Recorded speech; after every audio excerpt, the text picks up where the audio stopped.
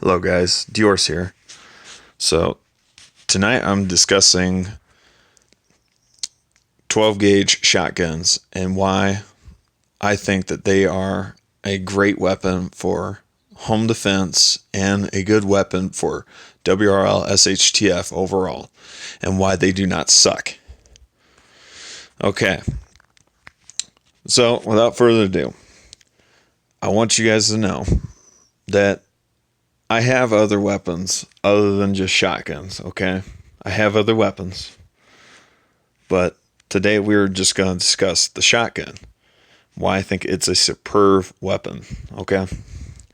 Particularly, we are talking only about the pump action, open cylinder, smooth bore shotgun, okay? Without any choke. Why these are the best weapon for home defense, and why they are a good all-round overall weapon for WRSHTF. Granted, they are not the best weapon. That's why I have other weapons. These basically supplement, these supplement the shortcomings and shortfalls of these weapons here. Now, what we got up on top is a standard hunting style shotgun. To be specific, it is a Winchester Model 120 with a 2-inch magazine extension. Okay, with this 2-inch, I didn't mean to say 2-inch. I should say 2-round magazine extension. Okay, with this 2-round magazine extension, I'm able to hold 6 3-inch Magnum rounds plus one in the chamber, or if I load it with the shorter 2 3/4-inch rounds, I can hold basically 7 rounds in the tube and 1 in the chamber. The shotgun beneath it is a Mossberg 500 Persuader Police Tactical. And what makes this Police Tactical versus your standard Mossberg 500 is the fact that it has improved forward and rear sights. I've got a high vis raised forward sight, and I've got the ghost ring sight on the rear. This also comes with a heat shield, which your standard 500 doesn't typically come with. Okay. Now, believe it or not, despite the fact that this lower gun might look a little bit more tactical and a little bit more scary to people who are uneducated, who are a little bit more of left-leaning ilk, I should say. Believe it or not, these two guns pretty much perform the same. They pretty much perform the same. They are pretty much the same, okay? Neither gun is more deadly than the other. This gun up above might have greater maximum effective range because that gun has like a 25.5-inch barrel, whereas this one's got a 20-inch barrel. But overall, they're going to perform about the same, okay? I could very well easily get a plug for this shotgun. If you don't know what a plug is, it goes inside your tube magazine. It basically restricts and reduces the amount of shells you can carry in a shotgun, because depending on what you're shooting, depending on what you're hunting for, you are limited to a certain number of rounds for each different kinds of game. We're not going to really discuss what the regulations are in that regards, but just so you know, these two guns, even in your most liberal states, okay, your liberal states, your states with the most amount of gun control, these two guns are going to be the least regulated of all firearms, okay? In fact, of all firearms in America, they're going to be the least regulated. The reason why I say that is in some states, you have waiting periods in order to purchase handguns, okay? There's mandated waiting periods. I think in the state of Florida, I think it's like a 15-day mandatory waiting period in order to buy a handgun, okay?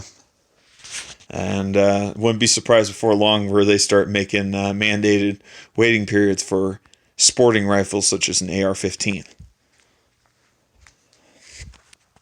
But these guns are not regulated in the same regards as those guns. Okay? So right there, it's already a plus. This is already, like I said, this right here should be a pretty good convincing point why you should go out and get a shotgun. Okay? Why I think, in my personal opinion, why I think a pump shotgun should be your first weapon. Okay? The other reason is because you can get a decent quality and even a used pump shotgun for pennies on the dollar for what you're going to be spending for these. Your average run-of-the-mill hunting style shotgun used at a pawn shop, you're looking at probably about $100, maybe $150. Okay? One that's kind of dolled up and kind of tactical. Depends, like I said, whether it's brand new or whether it's used. You're looking anywhere between $400 to maybe $600. Okay, some of them start out at $300. I paid $185 for this one. I had to do a little bit of work on it, but $185 for initial purchase price. This one down here was $425. Okay. Whereas this Bushmaster was $700, and of course I had to, like I said, I ended up doing some upgrades on it, so that was probably about another $600. This revolver was about $325. The Springfield XD was about $485. This Beretta M9A3 series, the MSRP is $1,100, but I did not spend that. I spent $946 on it. But compare that to what I spent on these. These are a lot more versatile. There's a lot more to these guns than what most people give them credit for. Okay. Now, compared to the average handgun, these guns are going to have, like I said, your shotgun, your pump shotgun is going to have about twice as much the potential killing power of your average handgun. Okay? And the reason why we say this is because typically when you're shooting a shotgun, you are typically firing shot. That means you are firing a shot shell that contains these little tiny pellets, okay? Depending on what kind of shot it is, it doesn't really matter. You got multiple pellets flying out at once, okay, striking your target. The shock of these pellets striking the surface of your target is what actually gives it its killing power, okay? Think of the human body, okay? When you think about the human body, think of it, okay, as basically the human body is 75% water, okay? The reason why, in general, why bullets kill people, it isn't because it's drilling a hole into your body. That's not the case. It is the shock, the impact of the bullet striking your flesh and the water molecules in your flesh basically transmitting a shock wave throughout your body, okay? So let's say you get hit in the torso in a vital area. It's not so much that the bullet striking that area as so much it's the shock going through and going through your organs and all that, okay? Causing hemorrhaging, causing organ failure and all that. Well, the shotgun, it's multiplied because you've got multiple pellets striking the same surface, okay? So, we're going to lead into this, okay? We're going to lead into the different kinds of shells that are available, okay? Now, I've got a few out here, okay? I don't have every kind of shell out there. There's multiple kinds of shells. Many of them are, exotic. So right here, I've got some of your more common shells you're going to be able to find at the stores, okay? So starting down here, we've got number 8 birdshot, low brass, okay? We've got number 4 birdshot's heavy field load, high brass. Okay, this is typically for shooting turkey, just larger bird-related game. You could also shoot rabbits and squirrels with this, but this would probably do less damage to the smaller birds. This right here is steel shots, typically reserved for duck hunting and goose hunting. This is a 3-inch magnum load. This fires .0177 caliber BBs. They're basically the same kind of BBs that you would find in, that you would use in your BB air rifle. Okay. And regardless of what people might say, what other YouTubers, I should say, what other gun tubers might say about these shells, based on the testing that I have done on different targets on multiple occasions, I find that all 3 of these shells are more than capable of taking down a human-sized target, like incapacitating a human-sized target in a home defense situation. The reason why I say that is that I have fired all 3 of these types of shotgun shells at different kinds of targets. That most of them are going to be plywood targets. Okay, these plywood targets range from 1/2 inch to 3/4 inch thickness. My average ranges when I'm shooting shooting with these is going to be between 3 to 5 yards. So 3 to 5 yards, I'm easily able to put a baseball or softball sized hole into my targets.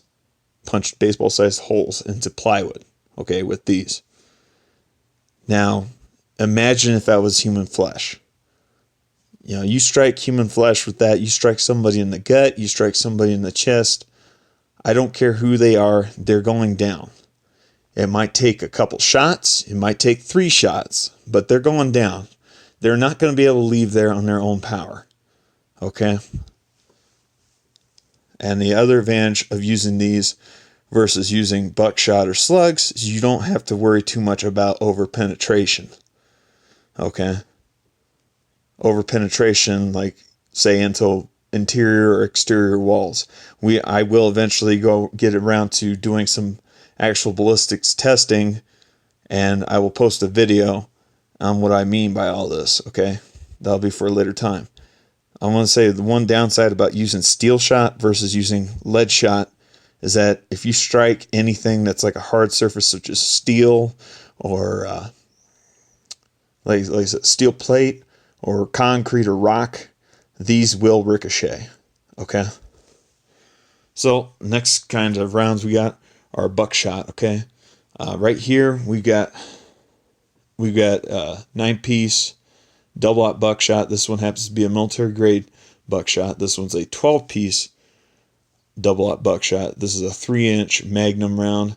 This one right here is a 2 3/4 inch, like I said, military round. And actually, I need to bring up this point too. 12 gauge shotgun is a NATO caliber, okay? That means that our police, our military, and the UN use 12 gauge, okay? So if worse came to worse, and I'm talking about extreme hypothetical situation, if you had to scavenge for ammo, your chances of getting 12 gauge are going to be a lot higher than getting any other kind of ammo, including 223, 5.56, okay? You're going to have probably a better chance of getting 12 gauge. So that's another reason why I think that 12 gauge is the better shotgun to go with. All right. Up here, we've got deer slug, okay? This one right here is a 2 1/4 deer slug, 1 ounce slug. Yeah, I know this one's low brass, but this is one I reloaded, and ignore the low brass because I guarantee you this thing will punch holes. This thing will punch holes at 100 yards into human-sized targets just as easily as these other 2 shells, okay? This is a 2 3/4 inch hollow point deer slug, high brass. This one's a 3-inch magnum. I believe this one's a 1 inch. This is a 1 ounce slug. This one is definitely a 1 ounce. They also range to I believe you can get them up to like 1.5 ounce. I've seen 1.25 ounce slugs as well. So this right here is an example of just different kinds of ammo you can find. And like I said, you also got exotic loads. This one I would classify as an exotic kind of round because they're kind of hard to find. I mean, they're relatively speaking, these are harder to find compared to your standard hunting loads. This is Winchester PDX-1. So basically it is a combination of these two shells right here. We've got a 1 ounce slug with 3 pieces of double-aught buckshot stacked on top. That's what a Winchester PDX is. I would not advise really using this so much for home defense. Maybe use this for WRL. I bought a whole bunch of these just specifically for WRL and kind of plink around with to play with. I'd still be worried about over penetration with these, even though these are low. Even though these are advertised as low recoil, I would still be worried about over penetration if you accidentally miss your target. Okay. And then I'm gonna segue into my next point here. Oops, knocked all of them over. All right, so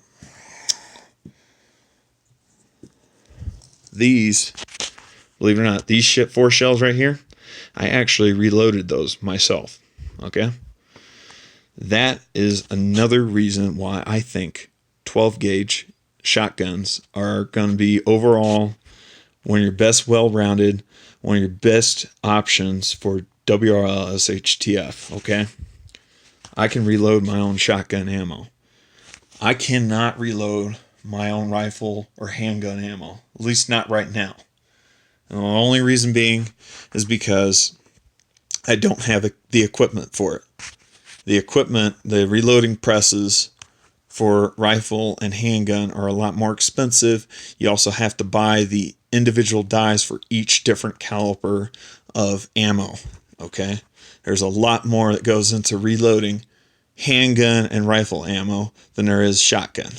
Shotgun, you can kind of play around, you can kind of guess with some limitations, okay? With, like I said, with some limitations and a little bit of wiggle room for, for a little bit of air. Like I said, you can kind of guess. Like I said, I would highly suggest getting reload data sheets and stuff like that and just kind of look up, see what kind of load you're putting in, and then, like I said, based on what kind of load you're putting in, that's how much powder you want to put in, okay?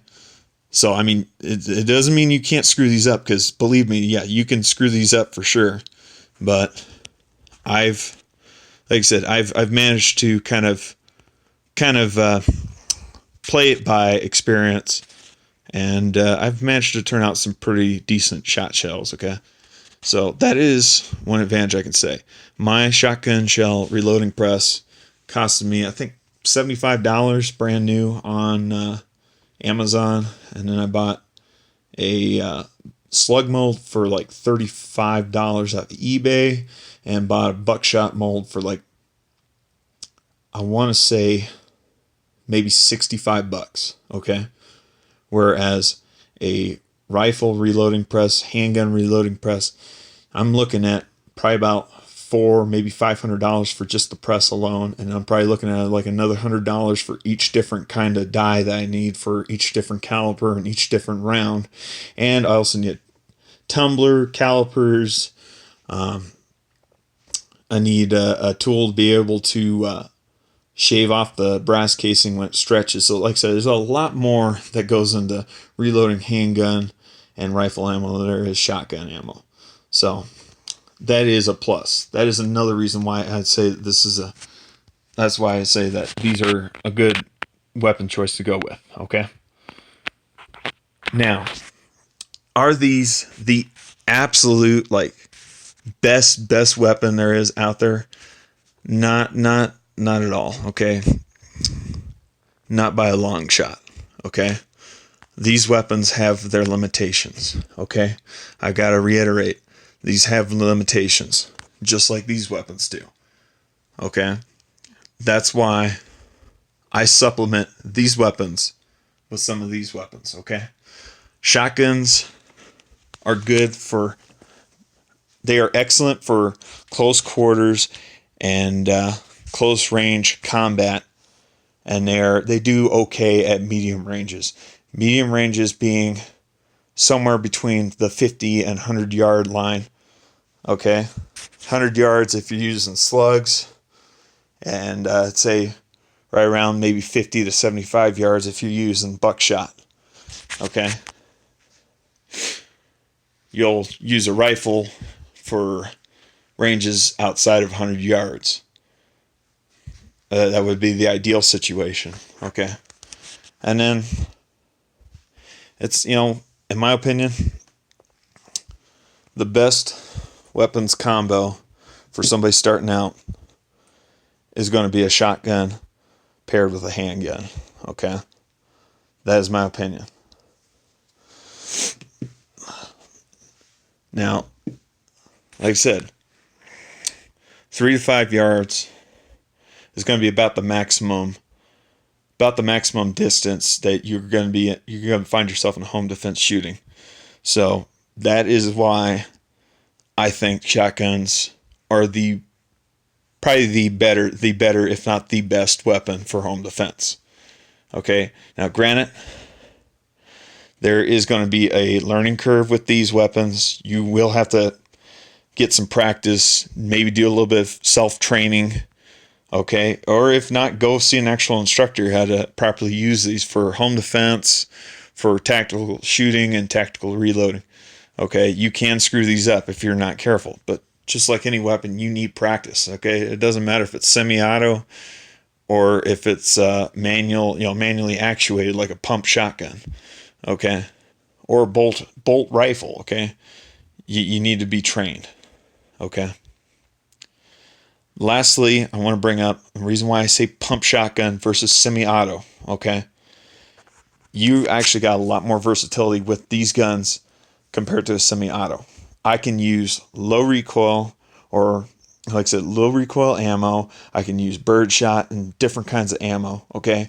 Whereas some of those auto-loading shotguns, they get kind of particular about the kinds of ammo you put inside of them. It won't cycle properly, and there is a break-in time for them, okay? I have brought this up on a previous video.